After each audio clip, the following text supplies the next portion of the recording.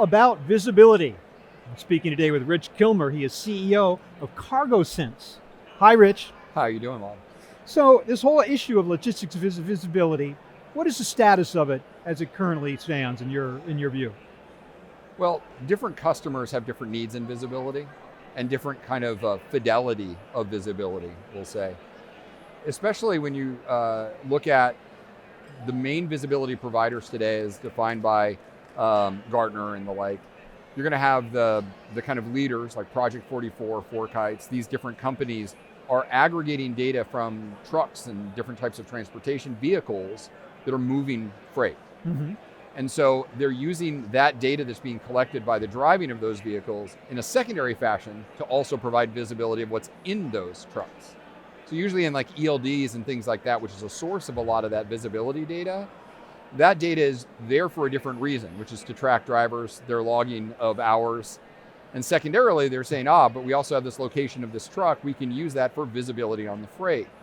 Mm-hmm. But some customers have much more complex needs for visibility, which go beyond just a single truck trip. It goes into, okay, now it's at an airport. Now it's going to be flown on an aircraft overseas. It's like a pharmaceutical company. Yeah. And then it's going to need to have another truck trip for delivery to its final destination. And they need more end-to-end visibility. So visibility can be as simple as a pick up a load and drop off a load in a truck or a train or things like that. Or it can be as complex as a multimodal trip, and they need kind of seamless visibility across that. Now that's hard to aggregate from carrier data, like you do with a truck, right? Mm-hmm. You're aggregating that data. Usually it ends up having to pivot into using devices, IoT devices, to be able to trace that visibility. And the aggregation of the data has one level of, we've gotten to one level in the industry with that, trying to pull together as much of the truck data as possible. And then the IoT devices created a whole new landscape of additional levels of visibility depending on the customer need. Right, okay. IoT, Internet of Things, that's basically what the whole thing was invented for, is to be able to keep track of this stuff. What is the state of IoT right now, the current capabilities, and where is it all going? Yeah, so IoT has evolved pretty dramatically over the last, say, 10 years. We had early providers of cellular devices. These devices were pretty expensive. They relied on, say, the 2G or regular GSM networks, the original GSM networks like in Europe, Mm-hmm. which then came over to the United States, and we were doing 2G data, and then it graduated to 3G data. And now we've got devices, and we had a bunch of competing standards for these different cellular devices. But what they've kind of settled on is LTE in what we've seen, LTE Cat-M. So the mobile side of the LTE bands that we use as consumers. So this is 4G, LTE, Mm-hmm. incredibly power efficient. So in the 3G devices, we might have gotten 3 to 4 weeks out of a device. Now we get 3 to 4 months out of a device with the same battery technology. Oh, wow. And LTE is more globally deployed than the 3G technology was. And so we can get LTE Cat-M as an industry in almost any country in Europe, in the United States, in South America, in APAC.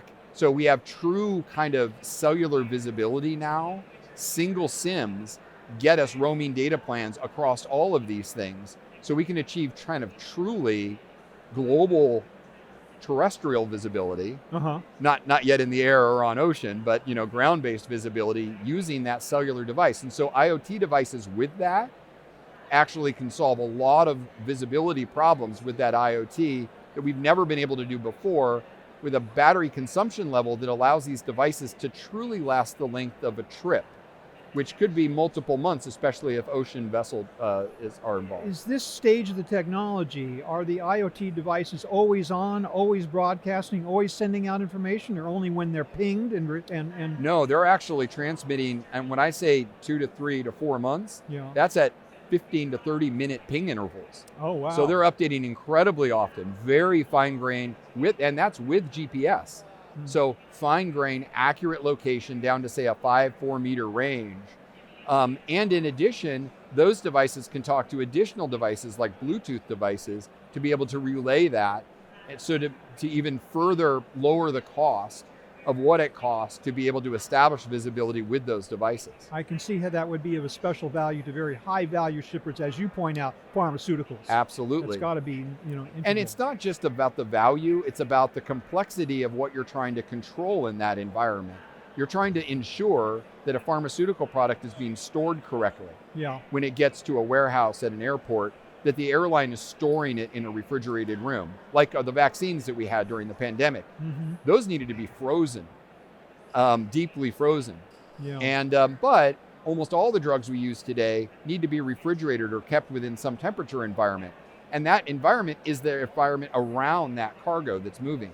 In other words, is it being stored in the proper cold room? Is it minimizing how much time it's taken outside, right, on a dock or at an airport, right, before it gets loaded on a plane? You want to minimize that because that's an uncontrolled environment around you. Yeah. And so either that very hot or very cold temperatures can kill a pharmaceutical product, as an example, but also high value goods, such as intellectual property that you're shipping around, high value electronics. Those can also benefit from the same type of real-time devices. And the cost point of those devices is such that you can actually deliver on this with disposable devices. So these are single-use disposable devices. You can do that at scale at the $55 range per device, disposably, globally. Wow. Okay, another tool that has emerged fairly recently, stepped up to improve visibility and the like, and supply chain management, is the so-called digital twin. Right. What is your definition of a digital twin? So there's a lot of different companies that have tried to use this term to capture different levels of, we'll call it fidelity, around a digital twin. Broadly speaking, a digital twin is a digital representation of an analog or physical thing. But that analog or physical thing can be a shipment. So we thought of freight. It's easy to think of, I've got these pallets of product that are moving, right? And I want a digital twin of that. So to me, the digital twin is really all the information brought together in one place about a thing so that you can solve a problem with it. So it isn't about just aggregating data or building with NVIDIA, for example, they're simulating what a warehouse operation looks like in 3 dimensions so that they can train robots in these virtual worlds to then be able to run the robotic systems in the real world in a warehouse, which is an important part of the supply chain.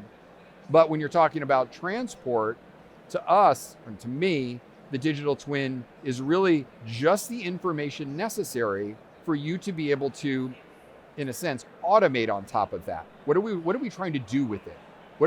What digital information do we need to pull together about those pallets so that we can achieve some purpose? Yeah. Not just a virtual representation, but something you can actually Of that do physical something thing, exactly. Right. And there's a lot of non-physical things like an order. Yeah. An order isn't a physical thing, it's a logical thing. It's a legal thing. And there may be digital twins of that order too, which could be composed of many shipments to fulfill that order. Again, those could be in different things. They could be in an ERP system, they can be in various locations around the world, right, out of different systems, but you really can't solve problems when everything is distributed. So you need to pull it together. And that's really what I like to define a digital twin. Thank you so much, Rich, for helping us to explain kind of the state of the art of visibility with these tools that really help shippers keep track of what's going on. But I want to ask you very quickly, just tell me a little bit about CargoSense and where you folks fit into the picture. So we've built a visibility OS, so an operating system that enacts these kinds of digital twins with software agents to oversee and ensure that everything I just described was being done on every shipment at all times. Everything from pallets all the way down to parcels, individual parcels. Now, parcels can't use sensors because it's too expensive to instrument every single parcel. There we use carrier events, but the key is being able to have automation that oversees everything, and that's what CargoSense delivers. Great. Once again, Rich, thanks so much for talking to me about the issue of visibility and telling me a little bit about CargoSense as well. Really appreciate it. You bet. Thank you very much. I've been speaking with Rich Kilmer of CargoSense. Thank you very much for watching.